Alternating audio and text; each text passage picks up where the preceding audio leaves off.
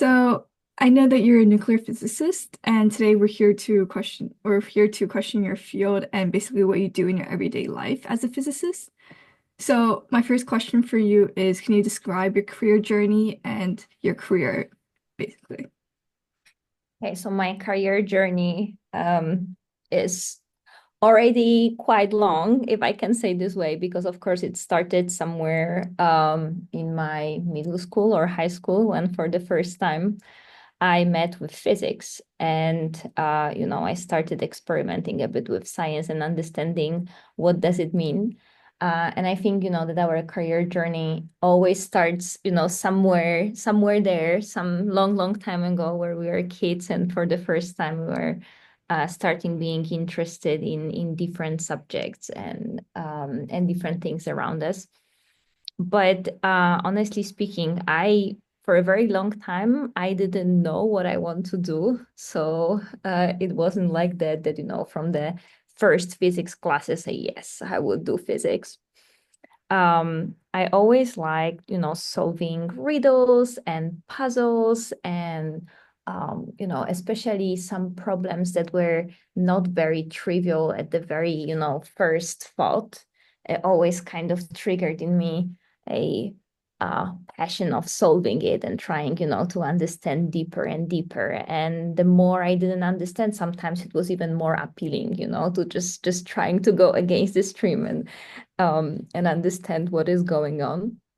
And physics was a bit like this. I also liked that, that there were some aspects of measurements and experiments and really like, understanding what's around me that was very, very appealing.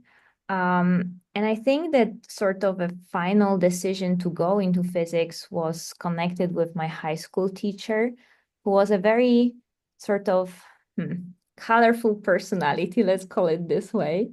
Um, and he was very passionate about teaching and was very funny and always, his classes were sort of entangled with jokes and some funny analogies that I really enjoyed. And I liked it so much that I wanted to be a teacher. So after my high school, I decided, okay, I would like to teach physics in school. So I decided, I reached to different universities. I'm originally from Poland.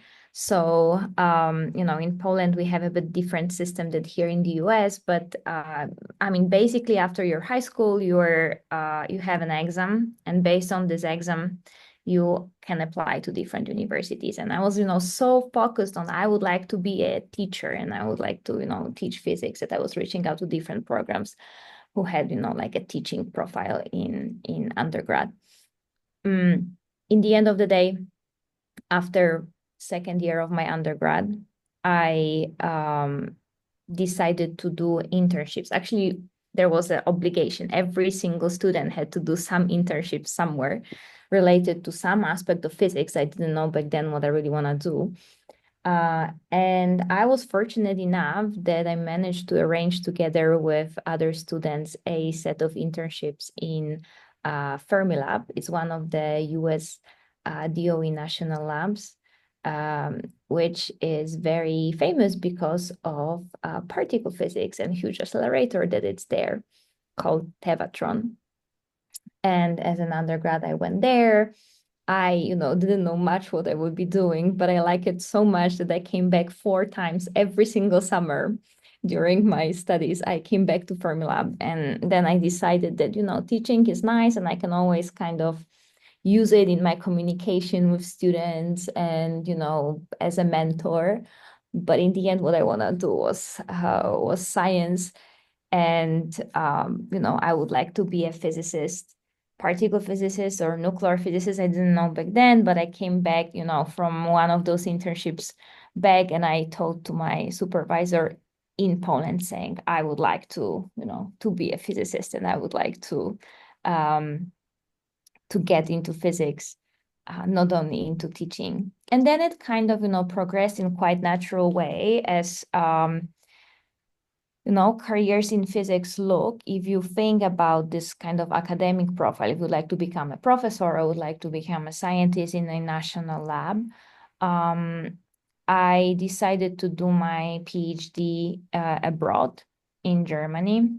I really wanted to be in the place where my experiment was, since my experiments are rather large. They don't fit on a single table, so I have to, I need support of many people to do my research, and huge facilities. So I moved to Germany where I did my PhD. And then through a set of so-called postdoctoral appointments, these are shorter appointments when you get experience in a bit different, aspects of your field. You sort of get, postdoctoral training. I did my first postdoc in Germany, then I moved to the US, to Lawrence Berkeley National Lab when I was working on another experiment. And in the end, after 3 years of postdoc there, I started working here at Argonne on a staff position. And right now, I am a so-called assistant physicist. It's one of the, levels of the staff position here at Argonne. And I still, continue working on actually what I started working when I was a PhD student. However, I was always switching the aspect, what I was doing. And maybe not the aspect, but the flavor of what I was doing. And so the angle I'm looking into the most fundamental structure of matter. So in my everyday work, I try to understand how protons and neutrons, so particles that build our visible world, that are, in the center of atoms, me, you, everything around, are built out of the most fundamental particles that are called quarks and gluons. So that was so inspiring. Honestly, I feel like your starting point and my starting point are very similar right as of right now. And I at first I didn't know like what I was gonna do, but like once I reached high school and I touched physics, it took me a while to learn that like I like physics because I like challenges and stuff like that. So yeah, and I think you're really inspiring that viewpoint because took a lot of you took a lot of hard work and persistence to get to where you are right now. And I think it's just great. And also, it's totally fine to, you know, not knowing what you want to do. I really was like on two opposite sort of ends of possibilities.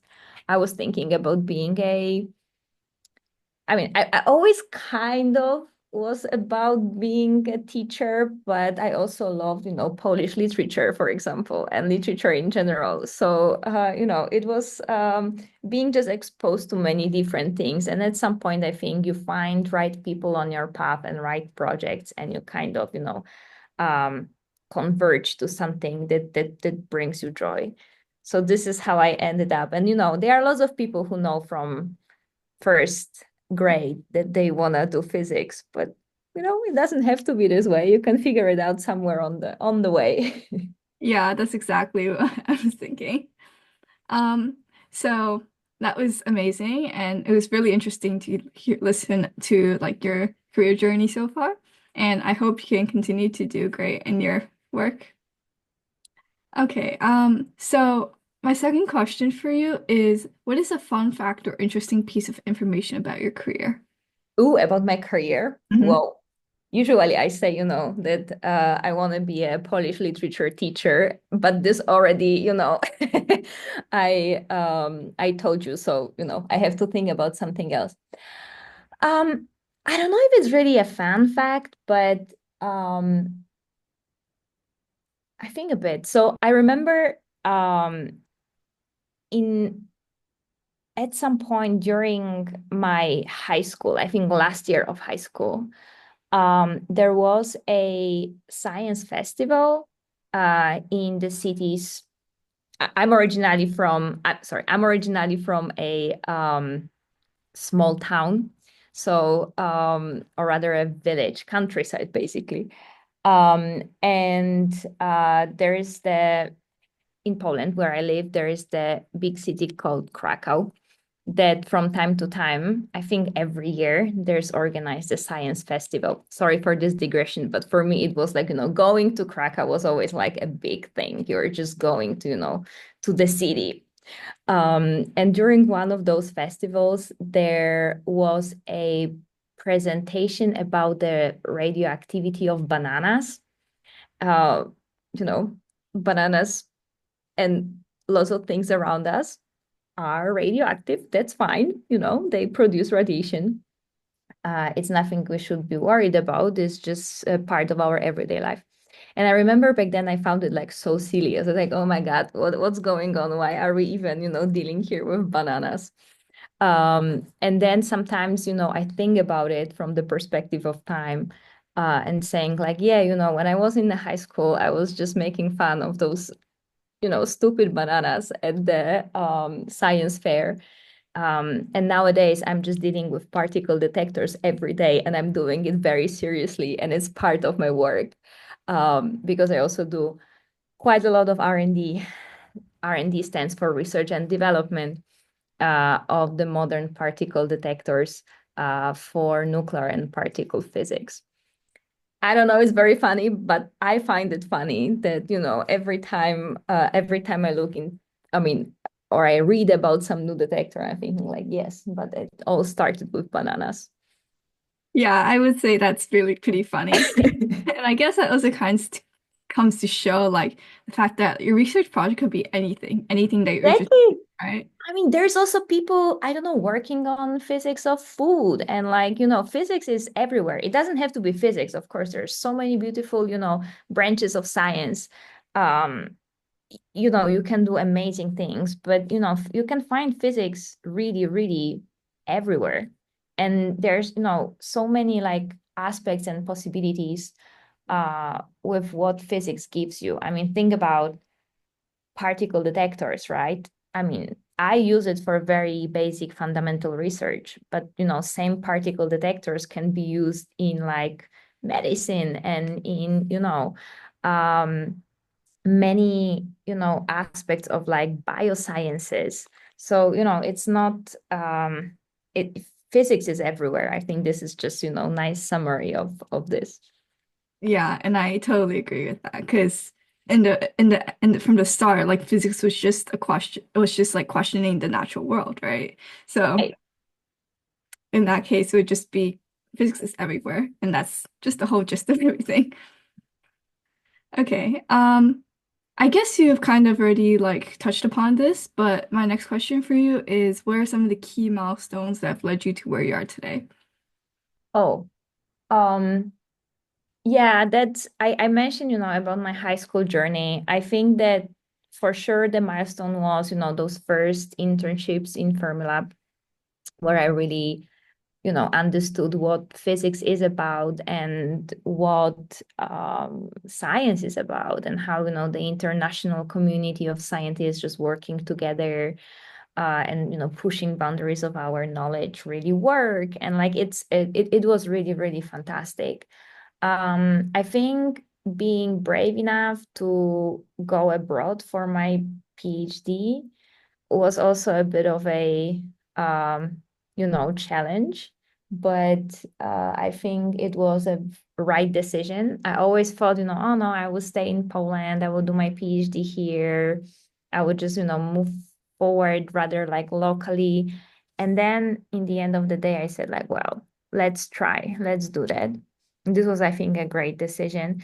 And then I think the next major step for me was to move from Europe to the US, because, I didn't have many connections here. I didn't have like really strong network of people here from the US I was working with. I knew about some, communities, some experiments, but I didn't have, my supervisor didn't have many connections here. I, didn't know anyone here um, very closely. So in the end of the day, the fact that I applied for the position without, you know, many strong connections. I mean, I knew people from Fermilab, but they were in a bit different fields. So, in the end of the day, I was on my own. And the fact that, I managed to get to this position in Berkeley, and I managed to do, really fun research there. I mean, in the meantime, we had pandemic, so it was not the easiest to navigate over, over this time. But in the end, the fact that I managed to get here, and I mean, certainly a huge milestone, that I managed to get a, staff position here at Argonne, the academic job market is extremely competitive, both in, like university professorship positions, but also at national labs. So the fact that, I managed to get where I am was extremely important for my career. And then, there were also some other milestones here, being at Argonne, for example, securing, a huge project for building a detector for the upcoming electron ion collider, part of the detector subsystem that I'm currently working on and leading. It was really, some dream come true, when you are an experimentalist and you love thinking about, oh, what detector can I build to measure things that I wanted to measure, and how to make it, the best, and how to make it really deliver on physics that we would like to do. And you not only can design it, but actually build it. And, I'm right now in the middle of all this endeavor. It's really a dream come true. Yeah, and it's such an amazing thing that you got here today and like you're here and where you are today. And I would just say like bravery or something that like just life choices in general can like just lead you to where you are today. It could Oh yeah, lead you to good positions or bad position. It could lead you anywhere. It's unpredictable, really. absolutely. And it's, it's related to everything around you. Like the school you choose at some point is just like, well, sometimes it's just luck.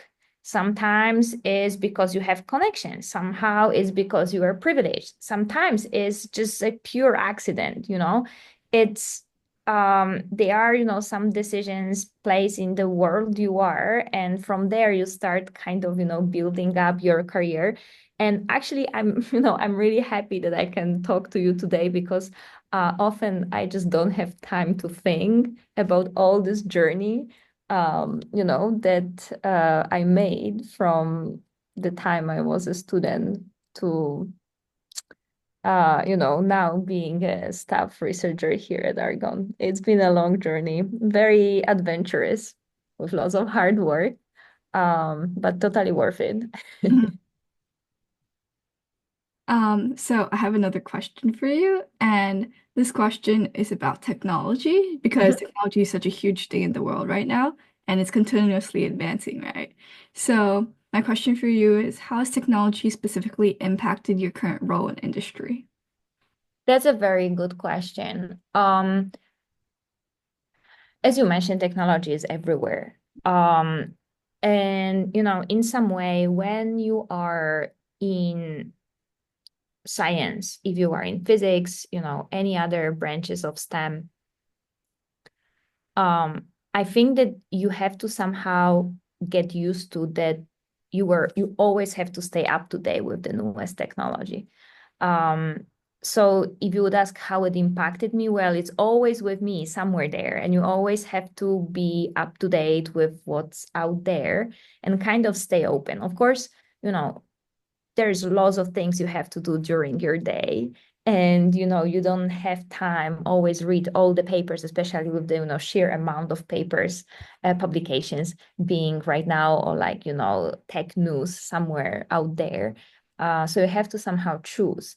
But going to conferences, or reading some good journals, or kind of staying up, trying to stay up to date with what's happening around, I think it's very important, because at some point during your work, you will get this aha moment in which you are saying like, okay, I maybe read about it. Oh, maybe I can, ooh, or during when you are listening on a conference about, some new idea or concept in like particle detection, for example, or, new advancements in AI, ML, AI, artificial intelligence, and machine learning, for example. And then you are thinking about the problems you have to solve at your work, and you're just like, okay, this kind of connects. Oh, maybe I can use this. Maybe I can, get in this or the other direction. So, technology for sure enables me to do my work. And I think it also allows me to push it forward and push it really at the, border of our knowledge.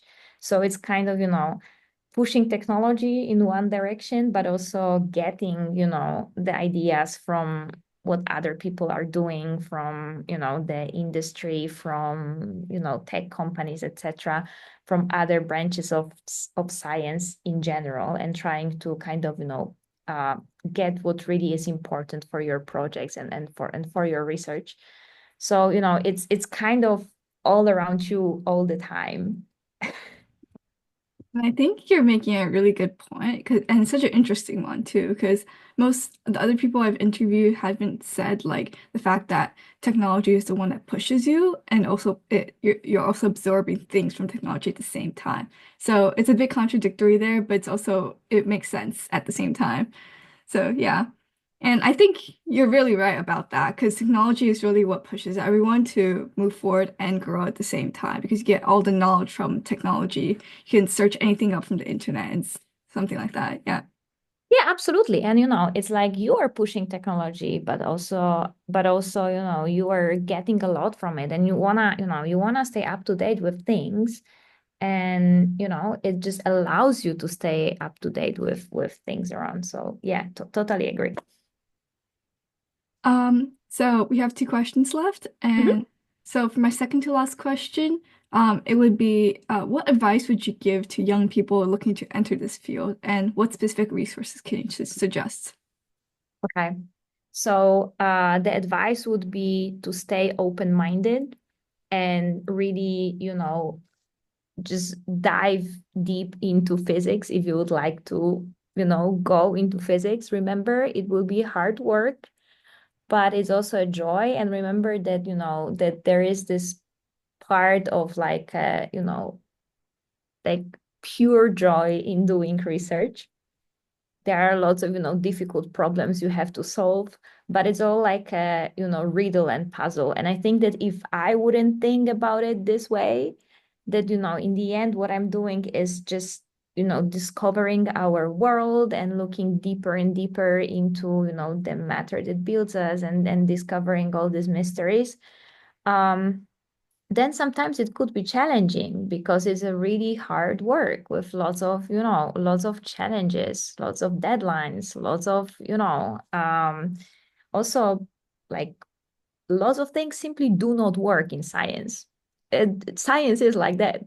Sometimes you try to solve a problem and you think that you have a solution and you have point A and B and you would like to connect them, but no, nature says no, it just doesn't work this way.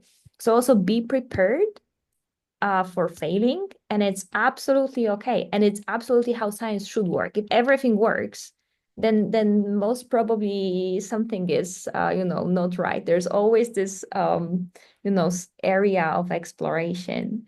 um and the skills, if you ask me, that are useful is critical thinking. It's being open-minded. Of course, there are lots of hard skills like, math and some lab skills, etc. And I would say, the best way to get it is as early as possible if you can. Try to do some small research project. If you are at the university, talk to your professor. Maybe you can get some summer internships. Maybe you can start your, undergraduate research. Just go to a lab, or if you are more into theory, try to, program something um, under supervision of one of your professors or teachers, to really start, thinking like a scientist, because being a student can be very different from being a scientist. Even if you study physics or chemistry or biology, like really hands-on, activities are extremely important. From, hard skills, I would say also programming is really important. Um, and from soft skills, communication to present your science outside the world. Good networking, try to, talk to people around, reach out to people who are professionals in particular field if you are interested about it, like me. And try to build your network and talk to people, ask what they like about their job, what it really means to be a physicist. I didn't know that when I was a kid. And then at some point, I learned only during my undergrad. So, the earlier you ask, the more you will know, and probably the easier will be to make a choice. That sounds like some great advice there. And honestly, I think that would be great for anyone coming to the field. Not only to physics, right? In the Yeah, end, some of those things are very, it's very also very important for universal. just jobs in general Yeah. and getting connections and everything. Um, so thank you for the advice. And I honestly think that's some very helpful advice for me right now as I'm currently going into college.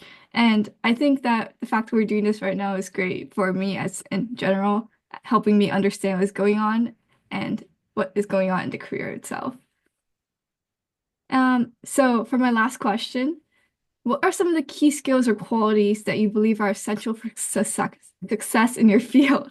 And how can students develop these in high school? So I think you touched upon this I earlier. kind of answered on this, yes, and I will, stress it again. Try to, understand what really particular job is about. And right now, it's much easier. When I was in high school, well, I didn't have my I mean, I had my cell phone, but not like a smartphone, it was just like a phone I could call someone. I mean, the internet was there, but like no one ever told me, oh, have you tried to talk to like a grad student or like a postdoc somewhere? I even didn't know what a postdoc was or like grad school. Yeah, I kind of know what grad school is, but like, I had like no idea. And like fact that nowadays you can just find people online and people are just willing to share their career. What does it really mean? They can share their challenges and frustrations and joys and all of this, because every job has, positives and negatives, of course, right? Um, so really try to figure out what the job is about and try it. I mean, there are like so many opportunities if you wanna, if you are an undergrad and you would like to, for example, try physics, you can try a research, like undergrad research projects. You can try, for example, a SULI program. SULI program is a program organized by the Department of Energy for undergraduate students, where you can apply for summer programs at the national labs here in the US.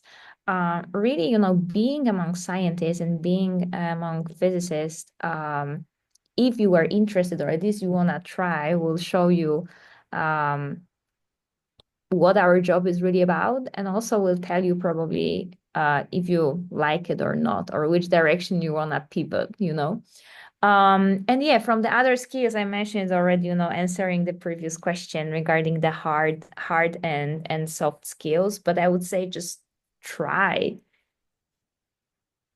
So I guess the main point here is just to like get hands on as soon as possible, like try entering the field early and just like understand and like learn whether or not you like the field or not. And if Of you love it course, or not, because yeah. maybe it's not for you. Maybe you don't like it. Maybe you will say, oh, I like maybe more, going towards chemistry. And then you say, okay, maybe I can do this and this. Maybe you can think about the specific branch of industry you are, interested in, and physics can kind of bring you there. So there are lots of possibilities. I think you just have to go for it. And I think you make a great point in the fact because like in physics, there's not just physics in general. Well, there is physics in general, but there's so many branches of physics. There's nuclear physics, there's particle physics. There's so many different branches that you can just There's go into. like material sciences that are also related to physics. There's also, And then you can think about, yeah, I would like to be physicist, right? But there are options also. You can be more drawn towards software and programming, and then you can be a computational researcher.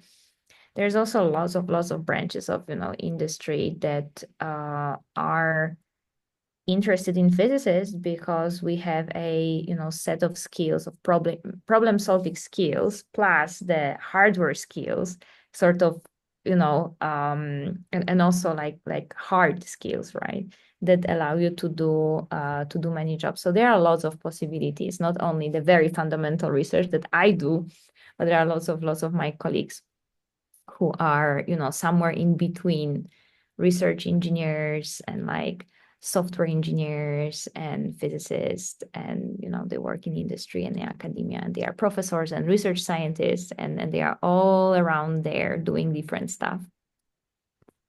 Well, I guess that's it for today. Thank you so much for being here with me.